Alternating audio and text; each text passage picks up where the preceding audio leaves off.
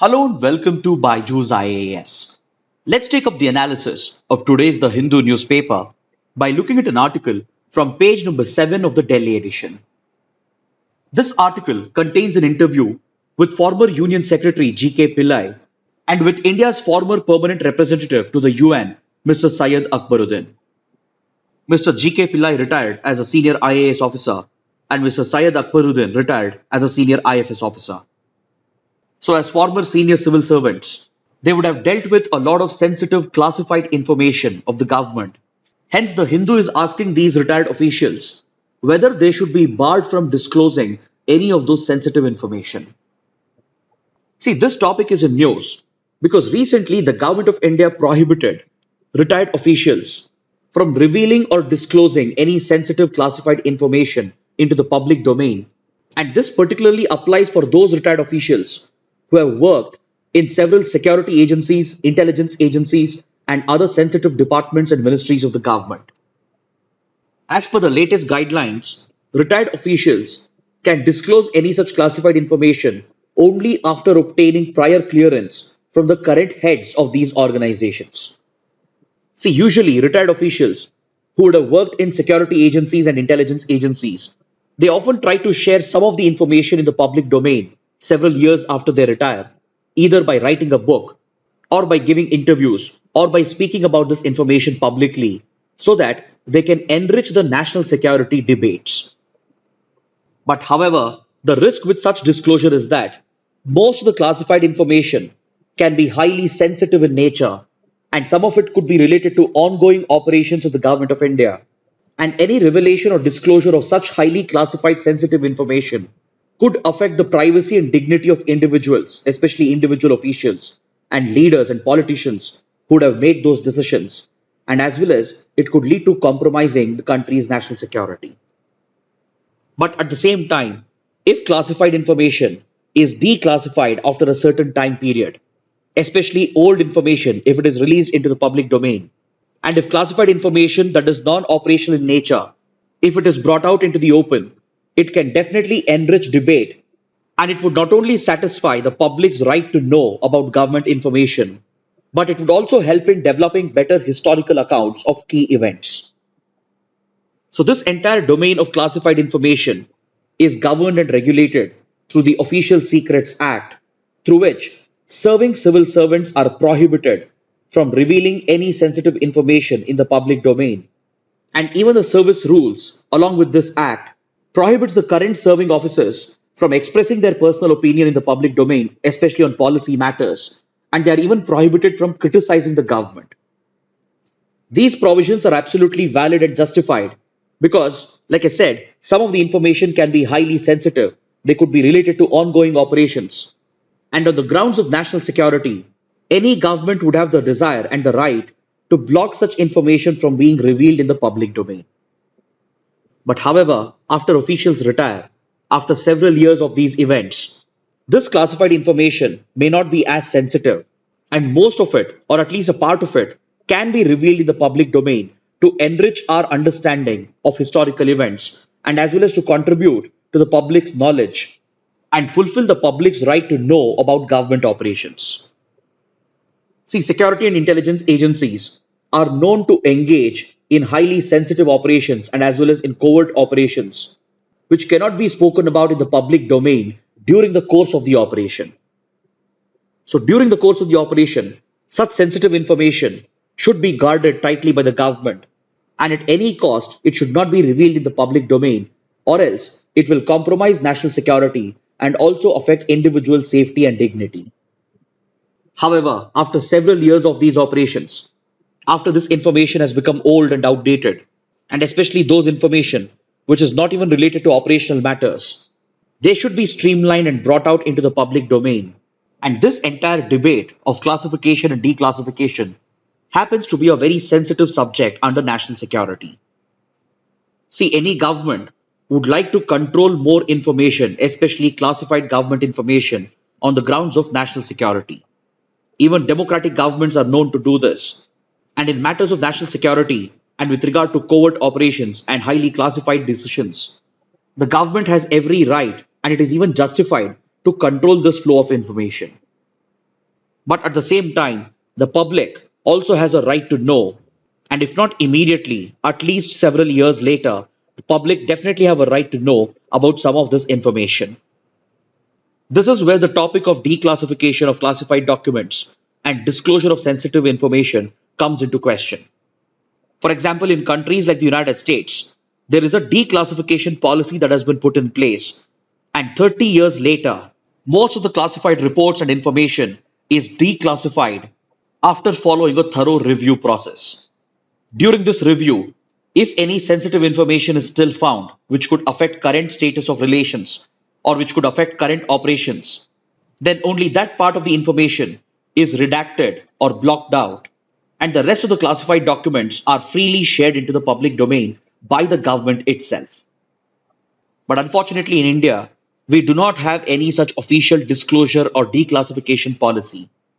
From time to time, respective ministries, departments, and agencies they carry out their own declassification, but there is no formal process or guidelines in place. Retired officials, on the other hand, they often write books or speak about those events publicly, but usually they do this after obtaining informal approval from those agencies. And this brings to our mind several important books, such as The Cowboys of Raw, which was written by former Raw officer B. Raman. And this particular book brought out several key intelligence operations of India, and it helped the public, the academia, and the experts to better understand India's foreign policy and India's intelligence operations in the neighborhood. The book did bring to light several unknown and unheard operations into light, including India's covert retaliation against Pakistan for its sponsorship of the Khalistan movement.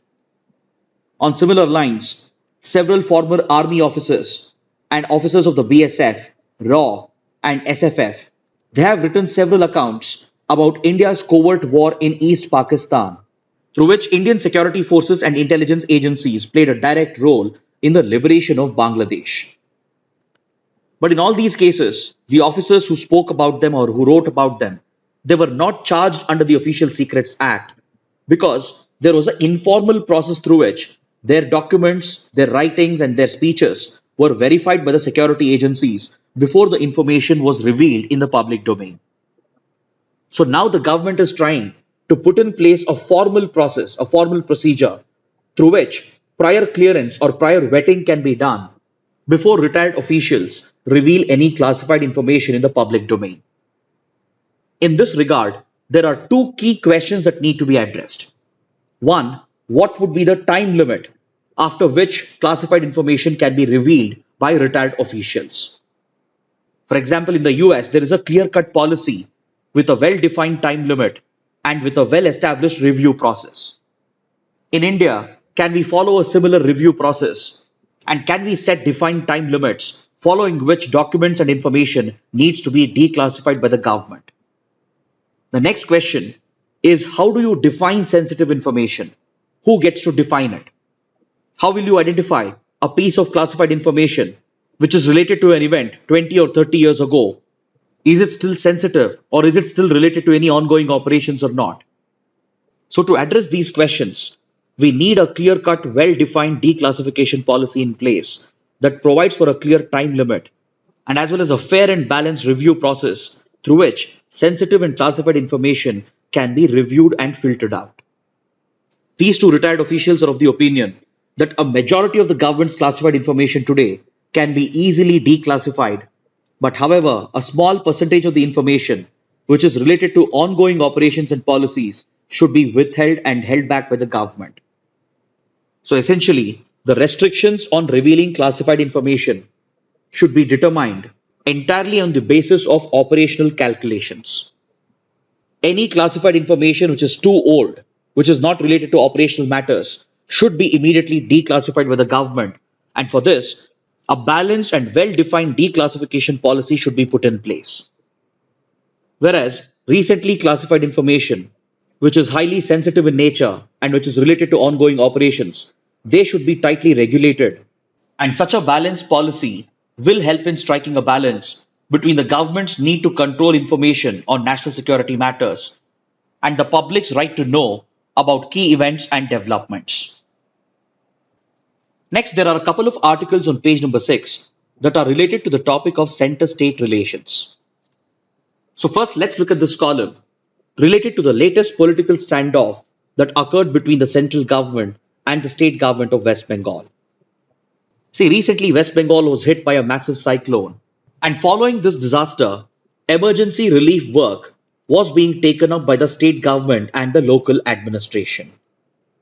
But considering the impact of the disaster, the central government was also closely reviewing the emergency relief work, and the Prime Minister himself decided to pay a visit to the state to personally review the efforts of the disaster management authorities. During this visit, the Prime Minister was supposed to hold a review meeting with the Chief Minister of the state along with senior government officials, including the Chief Secretary of the state, who happens to be the highest ranking civil servant in the state. But this meeting became a major flashpoint between the center and the state government, and we witnessed an ugly scenario where the ruling parties at both the center and the state were fighting off a political conflict, which, according to the writer, poses a serious threat to the very health of our federalism and to our federal polity.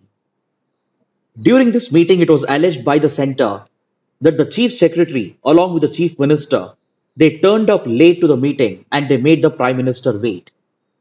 The allegation was that the chief secretary arrived to the meeting late and left abruptly along with the chief minister. Based on this, the center issued a show cause notice to the chief secretary and even decided to take up administrative action against the civil servant.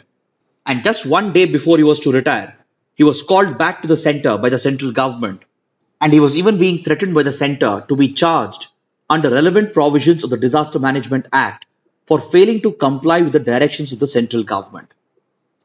In response to these allegations by the center, the state government led by the chief minister defended their actions by stating that the state machinery was already busy with the disaster management work, and as per established protocol, when a prime minister is visiting a state, they followed all the guidelines and they had to leave the meeting early and abruptly in order to visit the cyclone affected areas, because when it comes to disaster management and emergency relief work, it is actually the state authorities and the district level local authorities who are at the forefront of providing emergency relief. The role of the center is more of coordination, and hence the state government and the chief minister defended their actions, and the chief secretary even resigned immediately from the IAS in order to avoid being revoked back to the center.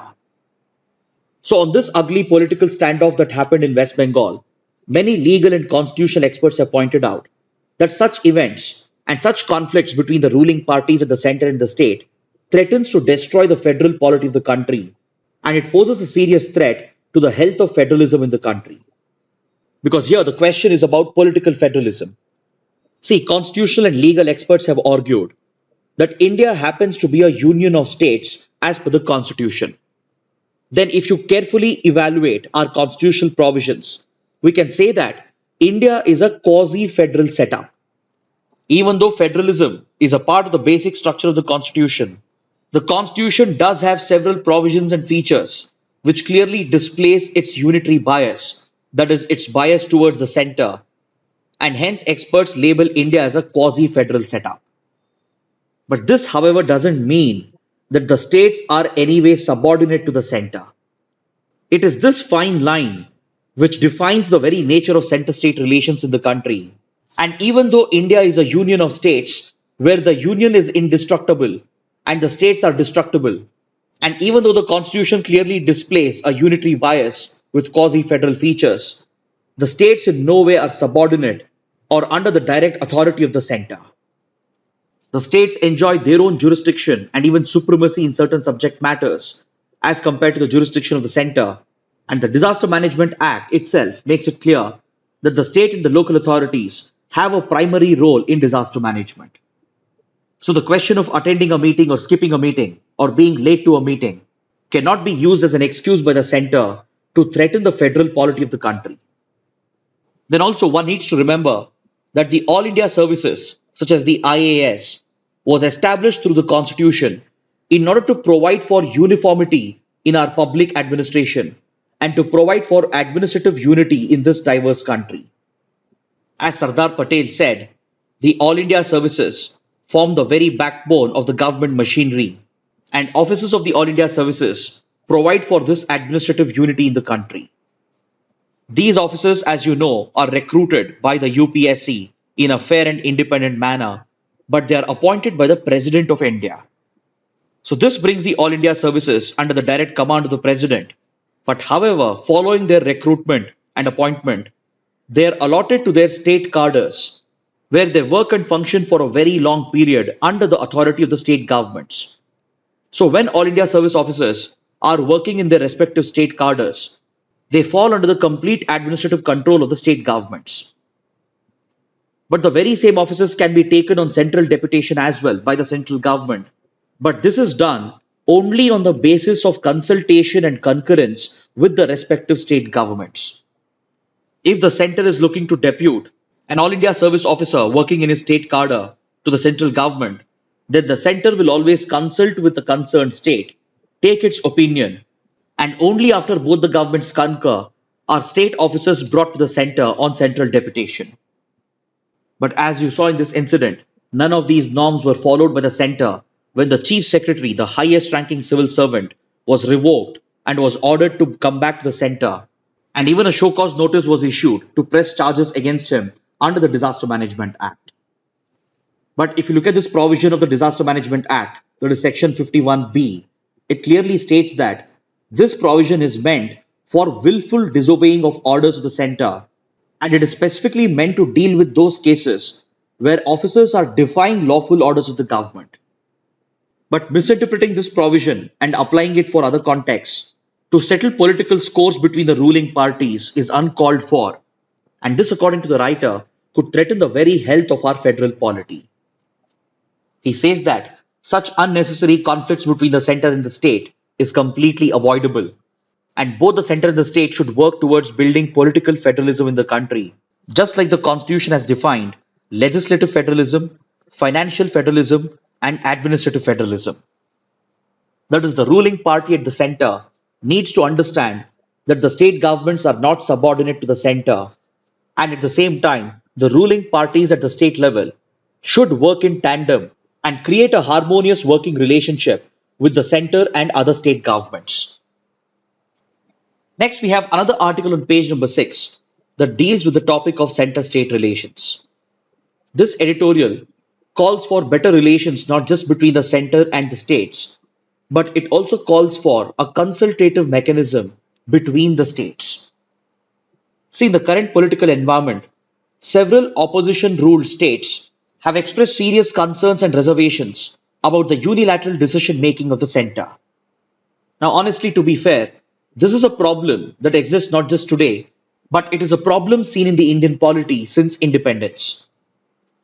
Almost every central government has had issues with opposition-ruled states, and this is a case where political rivalry between ruling parties has affected the federal structure of the Indian polity, and it has had a serious impact on center-state relations. See, currently, one of the biggest complaints of the opposition-ruled states is that the central government, that is the ruling party at the center, hardly holds any consultation with them over key policies and key decisions that affects the whole country. For example, the controversy surrounding the farm laws and the criticism against the center's vaccination policy, which was seen as unilateral and short-sighted. So the central government has often been accused, especially by opposition-ruled states, that it is acting in a unilateral manner without taking into consideration the concerns of the state governments. And several states have often accused the center of behaving in an authoritative manner which threatens the country's federal structure. Many opposition-ruled state governments have constantly expressed fear of being targeted by the central government, as they fear retribution by the center through its security and law enforcement agencies if the opposition-ruled states do not fall in line with the central government and its policies. These fears and concerns are often true because several state governments, not just the current one, have misused central institutions like the CBI, the Enforcement Directorate, the IT Department, and the others to target opposition parties and regional parties in opposition-ruled states. There have also been cases where the ruling party at the center has used financial allocation and resource allocation as a leverage against opposition-ruled state governments. In fact, these concerns have been flagged by the Supreme Court and as well as by several committees, including the Second Administrative Reforms Commission. So, in this context, the editorial suggests the establishment of a permanent consultative mechanism between the state governments and their respective chief ministers. See, quite often, when a dispute is going on between the central government and a particular state, other state governments which are facing similar concerns or those which empathize with the other states, they offer support and they try to exert combined pressure on the center by working in close collaboration with each other. For example, look at how few state governments forced the center to reverse its vaccination policy, which was deemed to be short sighted. Earlier, the center had pushed the vaccination burden to the state governments by making them responsible for procurement of vaccines, when ideally it should have been done by the center. And even the financial burden had been conveniently pushed onto the states. And this policy of the center had come in for a lot of criticism by several experts. So, as the vaccination program ran into several challenges, few state governments got together, held consultations between their chief ministers, and they mounted pressure on the center. And through this combined effort, they forced the center to reverse its short sighted vaccination policy. This, according to the editorial, symbolizes the spirit of cooperative federalism that has been championed by the Prime Minister himself. A consultative mechanism between state governments can actually promote a continuous and harmonious relationship and communication, not just between the center and the states, but also amongst the states. Recently, with regard to farm laws as well, few states have proposed a consultative mechanism amongst themselves to talk and discuss the concerns surrounding the farm laws, and they are looking to mount joint pressure on the central government. So, the editorial is of the opinion that if such a consultative mechanism is made permanent amongst chief ministers of state governments, it can promote continuous interaction between them, thereby giving them better space to mount pressure on the center in order to strike a balance in the center-state relationship. The editorial feels that such a healthy consultative arrangement between the states could lead to the strengthening of the country's federal structure. Now let's take up another editorial from page number 6 that deals with the rising threat of Islamist terrorism in the African Sahel region. This editorial has been brought out in the context of a latest terror attack that took place in Burkina Faso, where more than 160 people were slaughtered by jihadist elements. See, the Sahel region of Africa is a semi-arid region found in northern Africa, and it stretches from Atlantic Ocean to the Red Sea. This entire stretch of land in northern Africa is often referred to as the Sahel region. It covers several countries such as Mauritania, Mali, Niger, parts of Nigeria, and as well as Chad and Sudan. Then this region over here, which covers Libya, Tunisia, Algeria, Morocco, Mauritania, and others, is referred to as the Maghreb region. So in this Sahel and Maghreb region of northern Africa, rising jihadist extremism is a major threat, and this is threatening to destabilize many of these African countries. See, traditionally, one African country which has always been affected by terrorism has been Somalia, located over here in the Horn of Africa region near the Gulf of Aden. For several decades, Somalia has been in a state of civil war, and here a radical terrorist group has flourished known as Al-Shabaab. Al-Shabaab has often been affiliated with the ideology of Al-Qaeda, and it is this terrorist outfit which uses piracy as a route for generating revenue and finances for its terror activities. The Somalian pirates, who often target ships in the Indian Ocean, they share loyalty with the Al-Shabaab, and the hefty ransoms they collect through their hijackings and through their piracy becomes a source of revenue for the Al-Shabaab. Then apart from Somalia, of late, many other African countries, especially in northern Africa, have been affected by jihadist terrorism, and this includes Nigeria, where a terrorist group known as Boko Haram has been operating from several years. The Boko Haram also shares ideological similarities with Al-Qaeda and now with the Islamic State, and in its blind belief to enforce a strict version of the Sharia law, it often targets schools and school-going children, especially girl children. In this northeastern belt of Nigeria, Boko Haram is very strong and influential, and it also extends its operations into neighboring countries such as Niger and Chad. Then, in the same belt, Boko Haram competes with another radical extremist outfit, which has been born recently, known as ISWAP. It stands for Islamic State in the West African province. Then, another major hub of terrorism and radicalism is this belt, present along the borders of Mali, Niger, and Burkina Faso. In this belt, two major terror outfits have emerged. One is the Islamic State in the Greater Sahara, and the other is the Jamaat Nasr al Islam. And both the outfits are known for carrying out brutal terror attacks in the region. Then, here in the northwestern part of Africa, in the Maghreb region, there are local branches of the Al Qaeda that call themselves as the AQIM or Al Qaeda in the Islamic Maghreb. All these African terror outfits have been growing in their presence and influence, and of late they have scaled up their brutal acts of terrorism.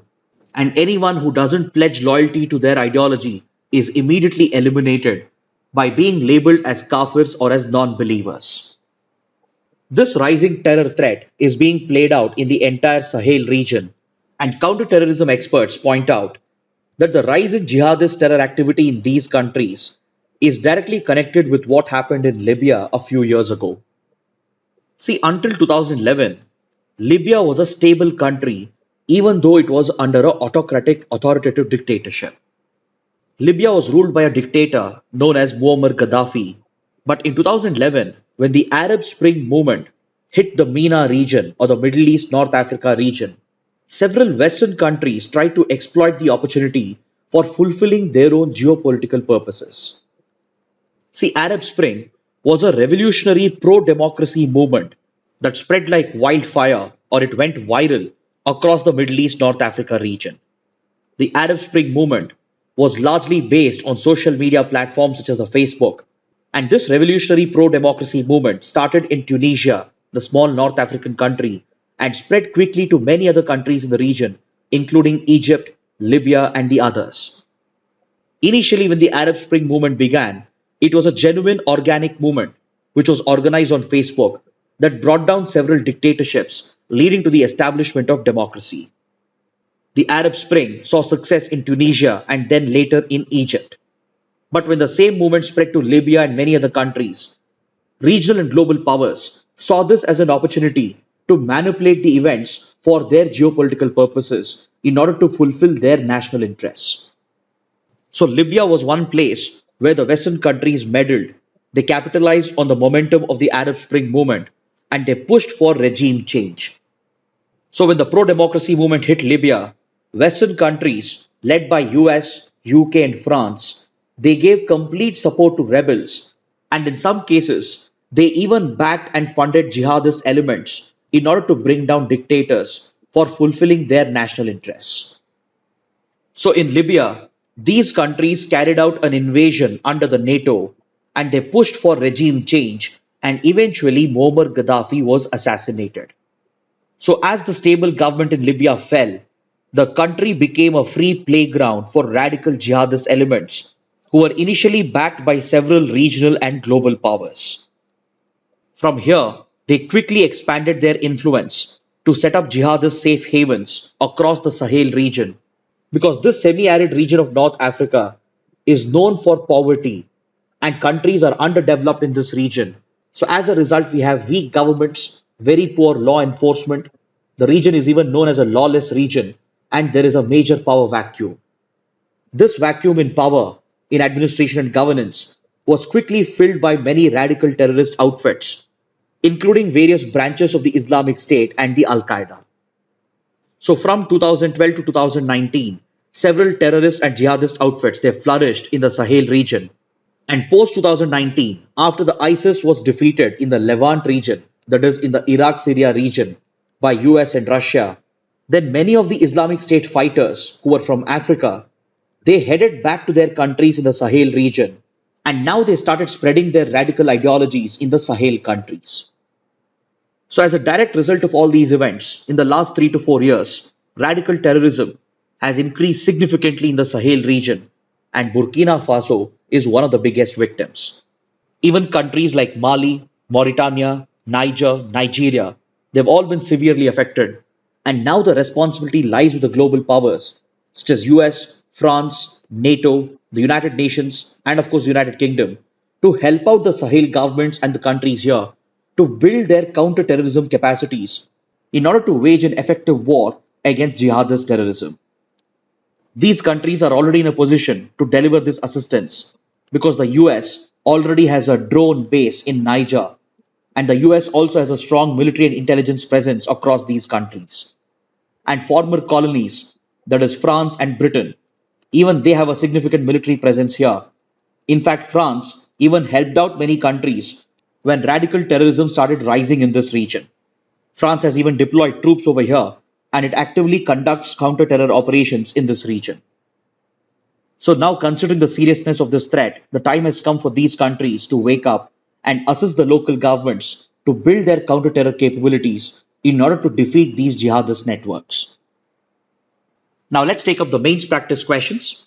The first question: discuss whether retired officials should be barred from disclosing classified information. The second question: examine few latest political issues involving center state relations. Kindly write an answer to these questions and post your answers in the comment section below. So, this concludes our discussion for today. Thanks for watching.